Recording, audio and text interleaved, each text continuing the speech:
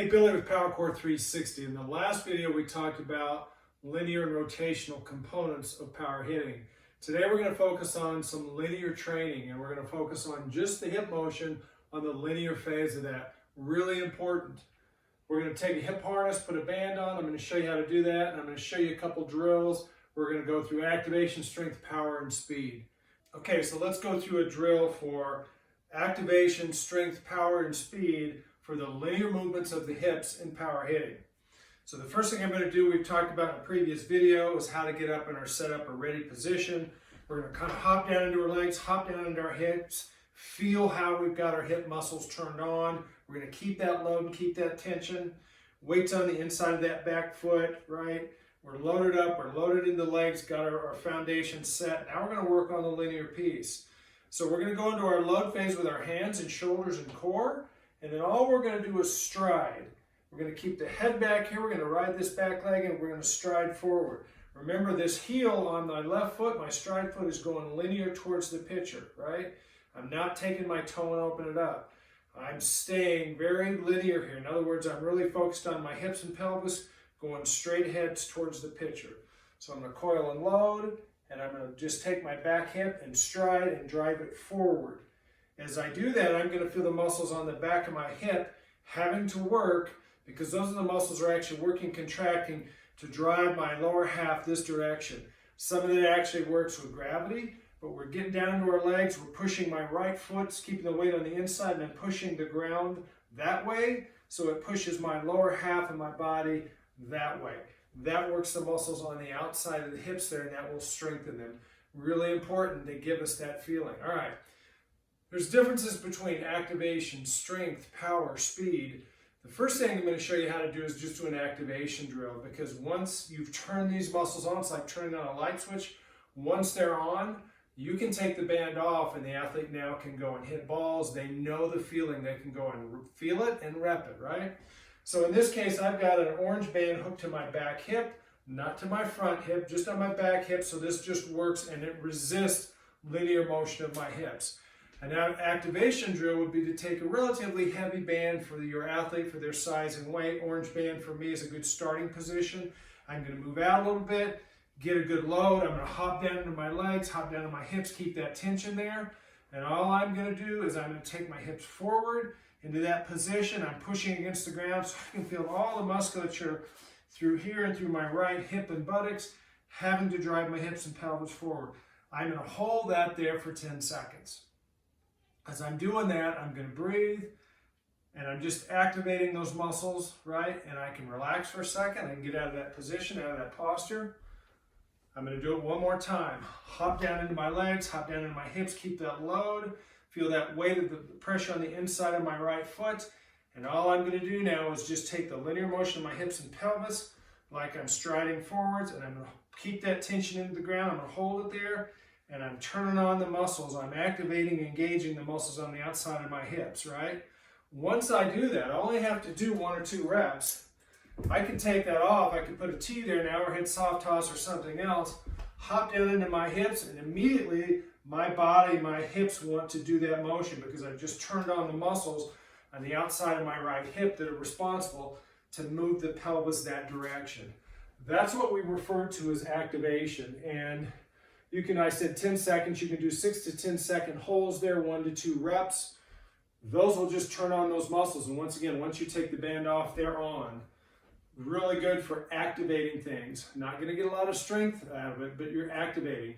Before BP, before practice. If you could even do this before an at-bat in a game by just having a band and a hip harness you can put on just like this for literally 10 seconds when you're in the dugout, and turn those guys on. When you step out to the circle, so you're on deck, get ready to step in and take your at-bat, those muscles are going to be on. So when you step in, man, they're just going to fire. Those muscles are going to move the hips linearly.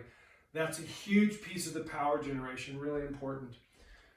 The difference between activation and strength, activation is like a light switch. We're just turning on the electricity going from the brain through the nerves into those muscles. They're on now.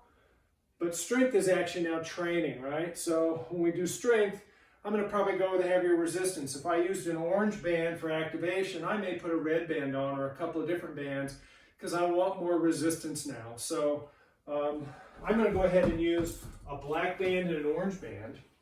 I'm going to hook them both up to my back hip. And this is like strength training now. It's like going from a 20-pound dumbbell to a 30-pound dumbbell. By adding more resistance bands, I'm just adding more load. And now instead of just doing a 6-second hold, I'm going to do slow reps versus an isometric hold where I'm just statically holding the thing. Slow reps, 5 to 10 reps, 2 to 3 sets. And all I'm going to do is the same thing.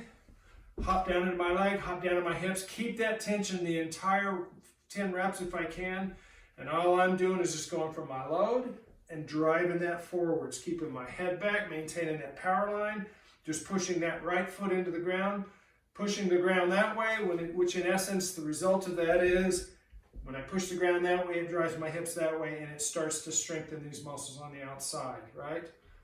So if I'm working on strengthening phase, slow, 5 to 10 reps, maybe a minute or so in between each rep, 2 to 3 sets of that. That's going to build strength. And each time I go into the gym or every couple of weeks, I can add more and more resistance bands to work on more and more load to this. As long as I can maintain my posture, my mechanics, I can continue to add more weight and resistance, more load to this using bands. Now, what's the difference between strength and power? Power is just basically having some force and resistance there, but moving faster. If all we do is do slow stuff, we're going to get strong, but we're going to be slow, and it's not really going to, it's going to have strength, but it's not really going to help us hit with more power, because with power, we need speed, we need motion. So we actually have to start moving faster. Our reps start to drop. We're only going to do 3 to 5 reps, and they're going to do these motions fast. All right, so here's what it's going to look like. I'm going to put maybe a little less resistance on there, because if I put too much resistance on, I can't move fast, because the resistance forces me only to be able to move slow. So I'm going to lighten the resistance. I'm going to hop into my hips, keep that tension, and I'm just going to do that load phase and that stride phase fast. And I'm just doing, once again, linear motion. I'm not doing any hip rotation. This left heel is never hitting the ground because that's the trigger for rotation. So I'm just loading and I'm striding and I'm driving that hip forward fast. Maintaining my power line, keeping my head behind the ball, pushing into the ground quickly. When I'm doing that, working on fast, 3 to 5 reps, and then it says recovery, 30 to 60 seconds in between my sets of 2 to 4 sets. Don't do these back to back. You might think, oh, I just want to get these done. Well, if you're doing it fast and going back to back, then you're not getting any recovery, you're getting fatigue. You're not training power or speed, you're training endurance. Power hitting is not, it's not called endurance hitting, it's called power hitting. So we want power and speed. Don't cheat yourself. Give yourself 30 to 60 seconds of recovery in between. Then when you come back, those muscles, the energy in them will be recharged and ready to go at a fast speed. Don't cheat yourself there. The difference between power and speed now is quite dramatically. We're going fast with both, but now with speed, we've activated, we've gotten strength, we've gotten power. But now anytime we're working against a load, we can only go so fast, right? Because the body can't generate enough speed to go its fastest. What we're ultimately going to end up doing is called overspeed training. Okay, with overspeed training, I'm still using resistance, but now no longer is it hooked to my right hip back here. It's not resisting my hip linear movements, it's actually assisting it. And because I've activated, I've warmed up, I've done reps, both it's slow for strength and then some power speed reps, now these muscles are kicked on. Now the band is hooked to my left hip and straight out in front of me. So in essence, when I start to do my drills, if I just go slow motion, start to stride, this band has helped pulling me in that linear direction. So I get the feel, not only am I training the feel for how to move linearly, straight ahead if you would, but this band is going to allow me to actually perform that movement faster than I can move it on my own because it's assisting me, right? All right, now, word to the wise here. This is something that we recommend for athletes 15 and older. And especially it's something even at 15 and older, we don't do this in the first few weeks of training. We need to establish a base of stability and control, right? And just from a safety perspective, they learn how to perform the movements properly and safely in their body. The muscles around their hips, their pelvis, or spine learn how to adapt and control the movements. We don't go in here the first day, slap on 3 red bands, put it to the hip, and start going as fast as we can because your joints aren't ready to handle that. That's a good recipe to hurt yourself. So 15 and older is where we recommend that you do this. Start with a light band. I'm using a black band just to demonstrate something simple. Depending on your body, your weight, your level of training conditioning, and how many days, how many weeks you've been doing this, and you can start ramping up into different colors. But that's what we want to do. We want to be working on speed, the assistance of the band, performing that linear movement forward of the body, so the nervous system and the brain that make that happen, they learn to do it faster. If all you ever do is slow strength training, you're going to be strong, but you're going to be just slow as molasses on a cold day. We want speed, right? So we're going to go into this overspeed where we can go faster than the body can do it on its own, and certainly faster than we can do it against resistance. We're going to use the assistance of the band to perform that faster. 3 to 5 reps. We're still recovering a minimum of 30 to 60 seconds between the sets, and we'll do 2 to 4 sets of that. This is actually a pretty nice protocol. If I come in and I'm actually training an athlete in person, I'm probably going to do some activation up front. I've done a dynamic warm-up. I'm going to do some activation specifically here. Then I may go into a strength, power, speed routine. And here's the real kicker with all this.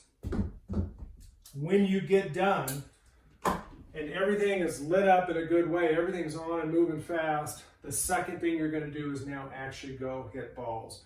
We're not just doing these to get stronger and faster. We're doing these for a specific reason. We want to hit the ball with more power, right? And so the power we're trying to generate right now is the linear motion of the hips, right? So once we've turned this on, we've activated, we've strengthened these muscles, they're on. Hey, let's go put them into play. Let's go hit some balls. Put some balls on a tee and start repping just that motion of a couple, 2 or 3 reps going fast, and then go ahead and hit the ball, right? So you're going to hit the ball and feel what it's like now for that linear motion to really happen fast.